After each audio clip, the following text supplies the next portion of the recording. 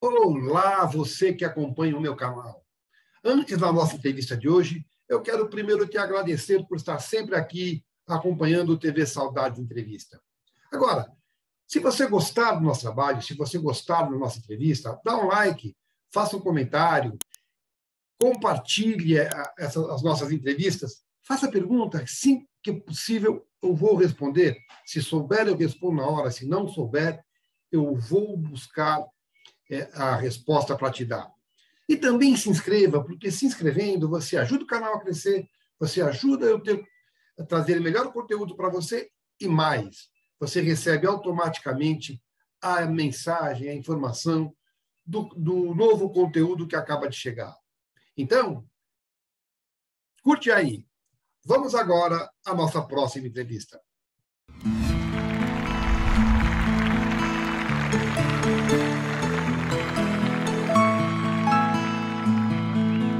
Olá, TV Saudades Entrevista de hoje. Tenho a alegria de receber uma das mais queridas atrizes brasileiras para conversar sobre sua carreira, me contar um pouco sobre o seu trabalho. Miriam Maria, muito obrigado por você ter aceitado nosso convite, viu? Obrigado pelo convite, por eu me conectar com você e com as pessoas que te seguem, que acompanham o seu trabalho. Maior prazer para mim. Nesse momento, eu acho que é um remédio para a nossa saúde, essa conexão com as pessoas e a gente poder falar de vários assuntos, do meu trabalho, da minha profissão, e também expor as minhas ideias, né? O que eu penso de muita coisa. Tem história por aí, né, Américo? Tem muita história. Eu quero saber se der tempo, a gente sabe de tudo. Se não der tempo, a gente aproveita e vai marcar depois. Isso aí. Podemos começar? Podemos. Eu sempre gosto de começar as entrevistas, Nívia, perguntando o seguinte: como é que foi que a Níviazinha, a pequena Nívia, descobriu esse caminho? Quando é que a dramaturgia entrou na sua vida? Olha, conscientemente, foi já um pouquinho mais madura que eu me percebi à vontade brincando de ser outras pessoas.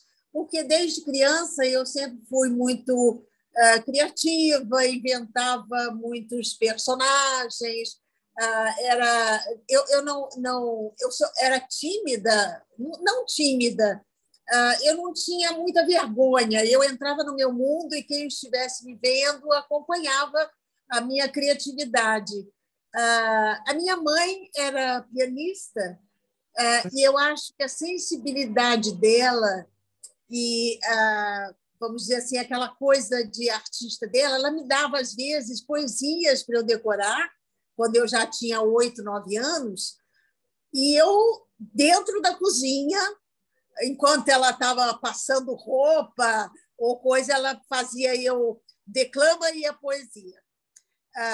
E eu gostava muito, porque, quer dizer, tinha uma receptividade, né? Porque mãe já é uma coisa que te aceita do jeito que você é, errada, certa, engraçada, fazendo tudo errado, enfim. Mas ela começou, acho que, a perceber que eu gostava. E tanto que, desculpe o barulho, é que está um momento aqui de passando helicóptero. E aqui tem obra também, você me perdoa, tá? Uma obra por aqui do lado. Então, Dona Maria de Lourdes, a mamãe, né? Isso, a Maria de Lourdes, que a família chamava de Lourdinha. E aí ela me colocou logo também, muito cedo, no balé. E aí eu acho que juntou a música do balé, dos exercícios de balé, e mais essa coisa da criatividade, quer dizer, o corpo, né, trabalhando mais as expressões. Eu acho que foi nascendo aí uma pequena artista. Até hoje, a música é muito inspiradora para mim. Eu gosto muito de música, qualquer tipo de música. É claro que na época clássica, e até hoje também, para criar meus personagens, eu sempre busco músicas, enfim, que façam a gente voar, né? Voar. Então, foi assim. Então, foi a Dona Maria de Lourdes que influenciou também a Glaucia. Para quem não sabe, a Nívia Maria é irmã de uma outra grande atriz, querida atriz, a Glaucia Graeb. A Glaucia é um pouco mais nova, né? Isso. E foi ela que influenciou a Glaucia também. Você acha que as duas terem ido para esse lado foi por influência da mãe, Nívia? Eu acho que sim, né? A sensibilidade da mãe, porque meu pai era um pouco rígido, apesar de ser advogado também e falar muito bem, e ter uma coisa na dicção e na hora que se expressava. Nós somos muito diferentes, eu e a Glaucia, no sentido, por exemplo, ela é mais firme, né? Tem uma personalidade mais forte, ela se impõe mais. Eu fui devagar, assim, fui devagarzinho, porque por temperamento mesmo, né? Vamos dizer que eu sou mais romântica e ela é mais realista. Acho que foi isso, sim. Tanto que o resultado dos nossos trabalhos, né, dentro da nossa história, meu e da Glaucia, você vê uma diferença, né? Os personagens dela sempre com muita personalidade, muita força, muita garra, né? Ela é uma atriz de uma presença muito forte. E a minha, vamos dizer que eu fui mais de gatinho, né? Devagarinho, devagarinho, mas e ela diversificou também num determinado momento da vida dela. Eu não, eu sempre foquei na arte, porque eu comecei a fazer teatro de fim de ano na escola e os personagens era teatro que eu queria, não era. Eu fiz também comerciais de televisão, tudo, mas eu queria era personagens lúdicos, né? Personagens que fizessem com que as pessoas que estavam assistindo se deleitassem, rissem, ficassem, né? E a Glaucia foi vamos dizer assim, ela ampliou a plataforma profissional dela como artista, né? Jornalista, enfim. Mas a gente, na verdade, nós duas somos muito palhaças, somos duas crianças, molecas, que brincamos, ridicularizamos, e estamos tentando até, nesses últimos tempos, cada vez que a gente faz lives e encontra as pessoas, tentando que autores e diretores nos chamem para que a gente faça um trabalho juntas. Ela me contou que vocês fizeram um trabalho juntos, mas núcleos diferentes não se encontravam, né?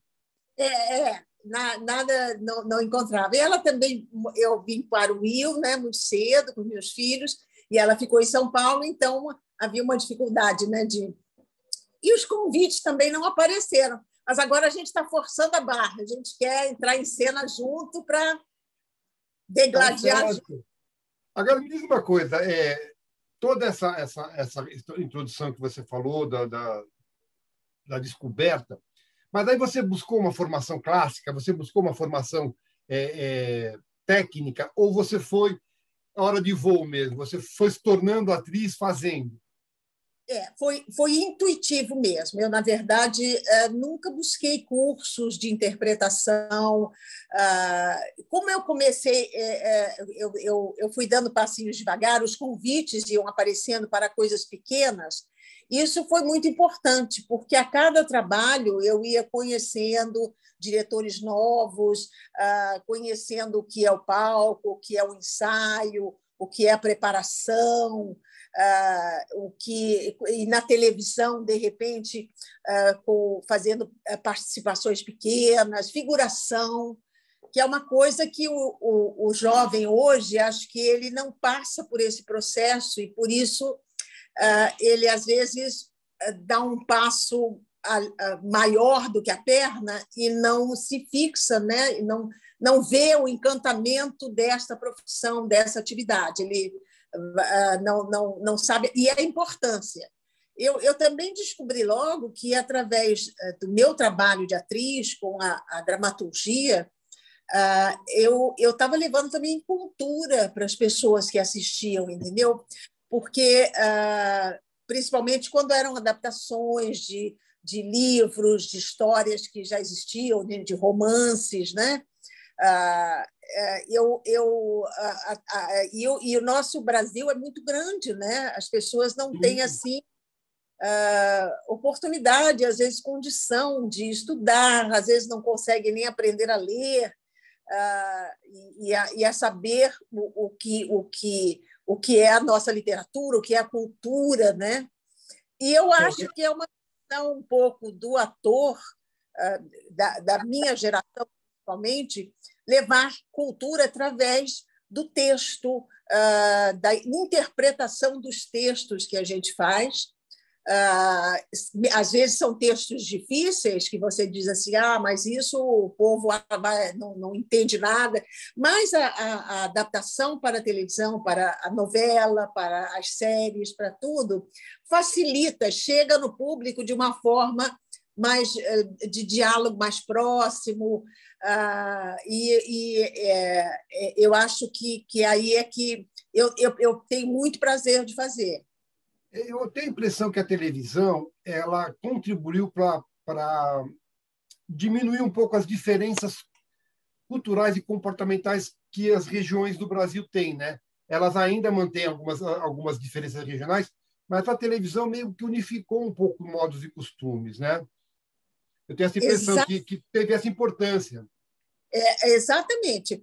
Os trabalhos que eu fiz desde o começo me deu a oportunidade, foi por aí que eu comecei a aprender os locais do nosso país, né? Porque a gente viajava às vezes para fazer gravações, cidades que não tinham televisão, né? Quer dizer, não tinham a técnica, não tinham. Então, você também conhecia a maneira que o povo vivia, a maneira que o povo falava, a maneira que as famílias se relacionavam. Isso tudo é uma forma de estudo, né? Me ensinava para eu colocar nos meus personagens para que o público se identificasse quando visse na televisão. Então, fazer uma mãe, ou fazer uma filha rebelde, ou fazer uma avó brava, ou fazer um personagem mau, né? de maldade. A observação do ser humano também, eu acho que eu sou muito observadora e me ajuda muito a compor um personagem. Várias vezes as pessoas disseram assim, puxa, eu vi aquela cena que você estava falando isso, você sabe que eu estava numa situação parecida na minha casa e a situação da novela, que é uma coisa, né, para distrair, ajudou, né, o comportamento do personagem. Isso eu acho muito, a mim até hoje é o que me incentiva a fazer. A continuar o meu trabalho e a importância e a missão do trabalho, eu acho, entendeu? No teatro, um caminho diferente, mas na televisão é isso que você falou, ajuda a você aproximar pessoas. Eu me lembro aliás, outro dia eu vi uma notícia que tem uma cidadezinha lá no norte ou no nordeste, eu não sei, que tem uma televisão na praça. Então, tem gente que não tinha condição. Eu me lembro de fazer uma série, acho que Padre Cícero, numa cidadezinha pequena, no Ceará, e as pessoas que viviam num vilarejo assistiam novelas na época, isso há 20, 30 anos atrás, na praça, assistiam as novelas. Você não tinha condição, porque às vezes não tinha nem a eletricidade em casa, né, para você poder ter uma televisão. Na verdade, hoje a gente tem os mesmos problemas, sabe, Américo? É que as pessoas não sabem, porque que às vezes hoje é o sinal da net, é o sinal do Wi-Fi, é o não sei o quê. Mas na época não, tinha rádio, né, quando tinha eletricidade, que é uma coisa também que eu fiz e que eu acho eu tenho um respeito enorme para quem faz rádio e fez rádio. Eu fiz novela de rádio. Porque o rádio é ainda mais forte ainda, né? Você, só com a sua voz, com a interpretação, você tem que passar emoção. A pessoa não sabe se você é preta, branca, gorda, magra, verde, amarela, loura, entendeu? E a pessoa, eu era assim, eu me lembro de assistir, de ouvir novelas de rádio e ficar encantada, né? É isso que eu queria Apaixonada. falar com você.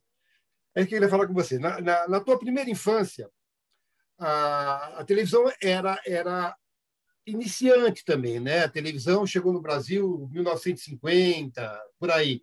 Você deve ter crescido, e a televisão não tinha uma linguagem, buscou uma linguagem. Você deve ter crescido ouvindo muito rádio e, e provavelmente muito cinema também, né?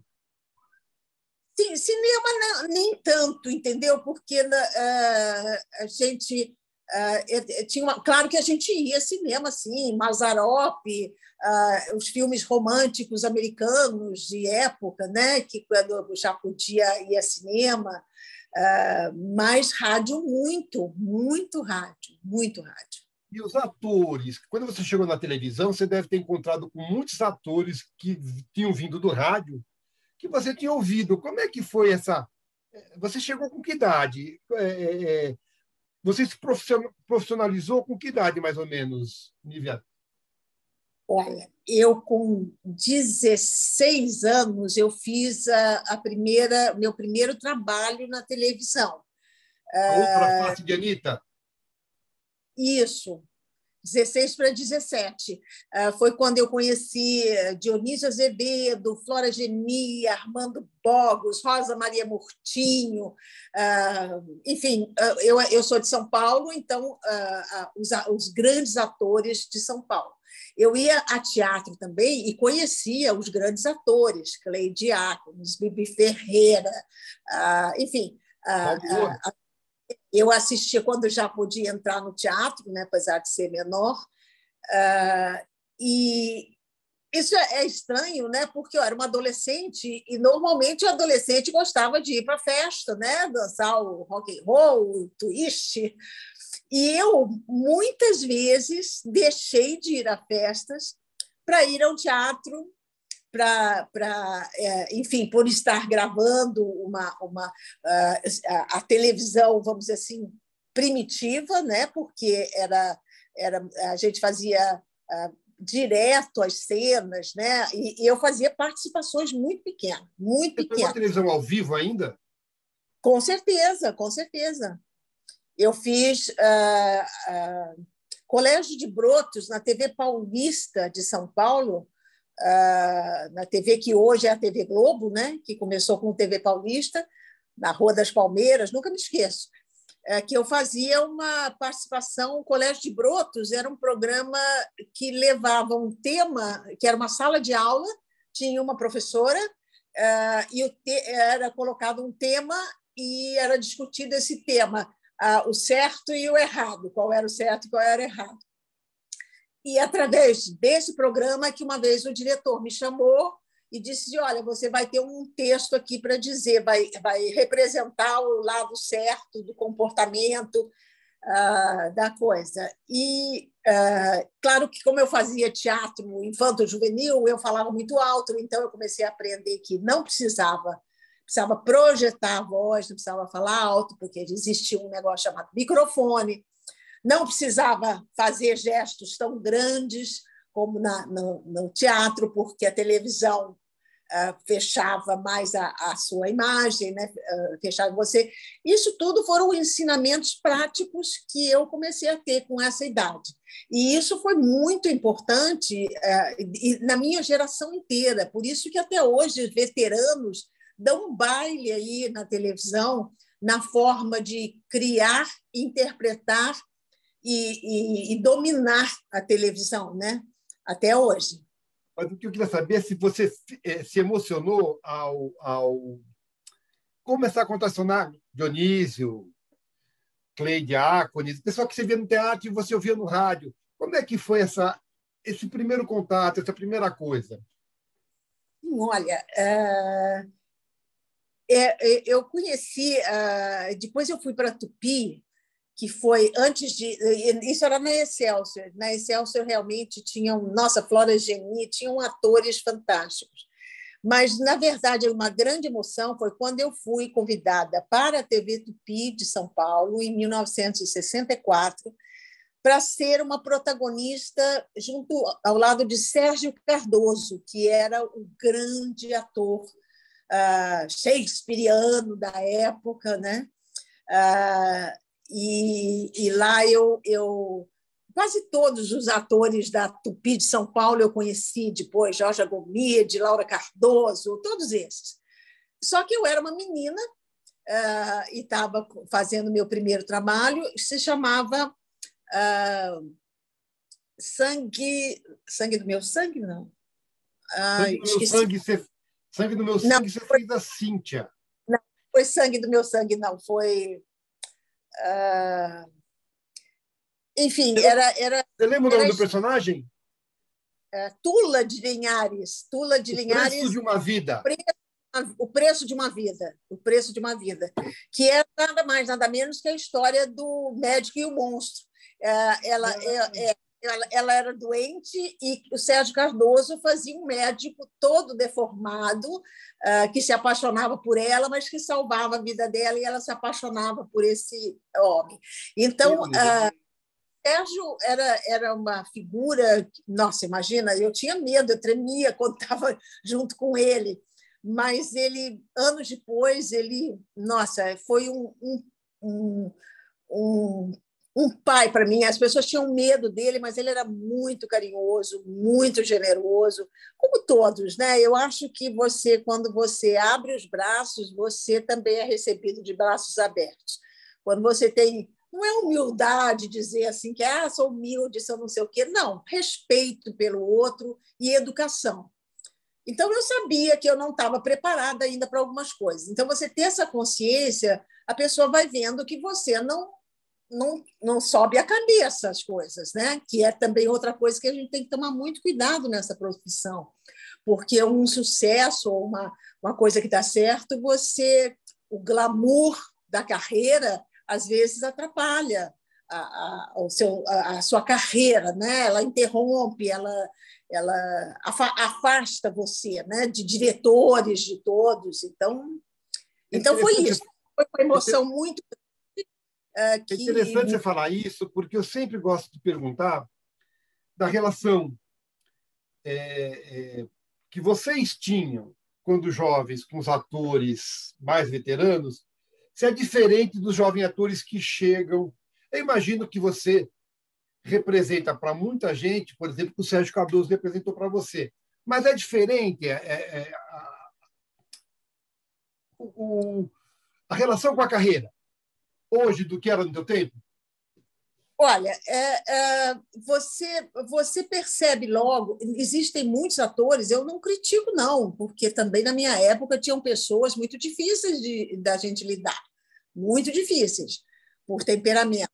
Então, hoje, você percebe logo quando o ator jovem ele tem foco, ele é determinado, ele quer fazer, ele quer aprender, ele se aproxima, ele conversa. E eu também sou muito aberta, eu sou muito brincalhona, eu quebro logo esse gelo, porque se ele, por um acaso, tem algum problema em relação a mim, para mim também, eu quero que ele me dê alguma coisa para eu continuar, entendeu? Me atualizando, me modernizando, porque a geração nova traz muitas coisas interessantes também para você aprender, para você continuar sendo... entendeu? As pessoas continuarem a te aceitar, ver que você não virou um baú cheio de bolor. É o que eu digo sempre. Gente, eu sou um baú. Algumas coisas têm bolor, estão estragadas, mas outras são boas ainda. Mas eu quero a sua mochila com coisas novas também, entendeu? Para me dar coisas novas. Vamos trocar aqui. E essa brincadeira, na verdade, é uma brincadeira, sabe, Américo? Você fingir que é outra pessoa. Imagina, fingir que você é uma malvada numa novela. Tudo. Se você não tiver humor, se você não tiver leveza, você só tem que respeitar o tempo e a maneira como cada um trabalha, né? Que tem gente que tem um tempo para concentração, para ter decora de uma forma, tem mais facilidade, o outro tem menos. É um trabalho, sabe? Não é querendo simplificar, não, mas como outro qualquer. Ele, às vezes, é fácil e, às vezes, ele é difícil. Às vezes, ele é difícil, mesmo com todas as facilidades que hoje a tecnologia está trazendo para a gente. Você, às vezes, tem dias muito difíceis para você exercer o seu trabalho, para você fazer, criar, e você não faz nada sozinho também. Você depende de todo mundo, desde aquela menina que te dá bom dia lá no camarim, que te ajuda a vestir uma roupa de época que é complicada, com todo mundo. Você depende de todo mundo, do cameraman, do diretor, do cara que puxa o cabo da coisa, da câmera. O áudio. Tudo. Você depende de todo mundo. Sozinha você não faz nada. Olívia, qual foi o teu caminho? Você começou por comercial, foi para a TV, teatro? Como é que foi o teu caminho? Eu fui fiz o teatro infanto-juvenil, e aí fui para a televisão, e realmente a televisão me sugou por muitos anos, eu acho que até hoje. Eu sou uma atriz que produz muito em televisão até hoje. Eu raramente fico 6 meses, 1 ano fora do ar. Eu sempre tenho um trabalho, e, paralelo a isso, eu fui fazendo teatro quando eu vim para o Rio de Janeiro. Em São Paulo, eu só fiz depois que eu vim morar no Rio. Porque também aí é uma outra colocação, né, que tem que as pessoas, o teatro, quando você está na televisão, o teatro te resiste um pouco em te convidar, porque acha que você vai complicar, que você tem a sua técnica é outra. Mas eu tive convites maravilhosos de teatro aqui no Rio de Janeiro, com peças que se tornaram muito famosas. Um Piano à Luz da Lua, que é uma peça que foi Cécile Thierry que dirigiu, que eu fazia nos anos 50, que era um personagem lindo, eu tocava piano. Clara. Isso foi... Era Clara. Isso, é um Piano à Luz da Lua. Um piano... Luz da Lua. Depois eu fiz uma peça chamada As Lobas. Depois eu fiz que tinha um personagem que vamos dizer assim, me provocou, porque com a imagem que eu tinha da televisão, com as novelas todas de época que eu vinha fazendo, eu me tornei a eterna moreninha, a eterna linda, suave, doce, pura, ingênua. As Marias, de Maria. Marias, todas elas. E eu tive que brigar um pouquinho na própria televisão, quando eu fiz Dona Xepa, que eu pedi uma antagonista, né? Eu ia fazer a protagonista boazinha. Aí eu resolvi, delicadamente, com o Gilberto Braga e com o Herval Rossano, que era o diretor, disse assim: não posso fazer, porque eles fica confortável para eles. Assim, a Nívia acerta já nessa. Eu falei assim: não, eu quero ser provocada, eu quero ser, entendeu? Eu quero um desafio. Aí eu fiz, né? Que foi uma Dona Xepa que foi maravilhoso, né? Uma menina ambiciosa que tratava mal a mãe porque era feirante, tinha vergonha porque a mãe era pobre, ela era ambiciosa, queria casar com um homem rico, então ela tinha características diferentes, e foi aí eu fui diversificando personagens. E no teatro a mesma coisa, até que me convidaram para fazer uma homossexual, uma lésbica, nesse espetáculo As Lobas,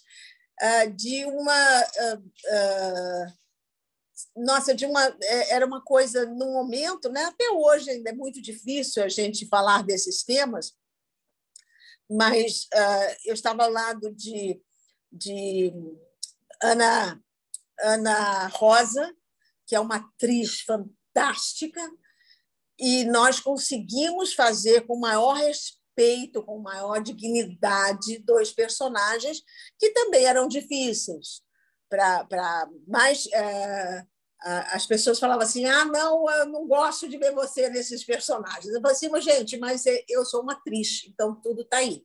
Inclusive com o convite depois também no teatro, que eu fiz num momento também muito bom. Essa fase de espetáculos de teatro foi muito boa, que eu fiz na Sauna, que foi um espetáculo dirigido pela Bibi Ferreira, em que as personagens, no final, se jogavam na piscina nuas. Era Maite Proença, Cláudia Gimenez, tinha milhões de atrizes, e as pessoas achavam que ela não vai aceitar. E eu fiz. Claro, eu ia perder uma oportunidade de ser dirigida por Bibi Ferreira. Bibi Ferreira, com o maior respeito, com maior doçura, ela conseguiu. Eu tive dificuldade, claro, porque eu não que eu tenha problemas de pudor ou seja pudica, não precisa se justificar a ação Sim. que eu vá fazer. A gratuidade é que não vale a pena, né? E aí foi muito importante para mim esse espetáculo também, e fui fazendo outros espetáculos e, ao mesmo tempo, os grandes sucessos dentro das novelas, né? Uma novela atrás da outra, paralelamente. Então, aí você tem milhões de novelas, até a gente chegar numa que eu tenho muito prazer, um trabalho que eu fiz na televisão também, um outro momento que foi muito importante para mim, que foi na série A Casa das Sete Mulheres, que também me tirou. Quero falar disso especialmente depois. Eu quero saber de você, porque assim, A Casa das Sete Mulheres foi um trabalho memorável. Trabalho inteiro e o teu trabalho particularmente. Eu quero saber de você duas coisas. Você tem restrição? Você falou agora de não ser pudica. Você tem alguma coisa que, como atriz, você não faria? Olha, eu acho que a essa altura da minha vida eu já fiz, dentro desses 50 anos, já saí do conforto, da zona de conforto, em dois momentos que foi o suficiente, porque o que mais eu acho que o momento você precisa ter um pouco de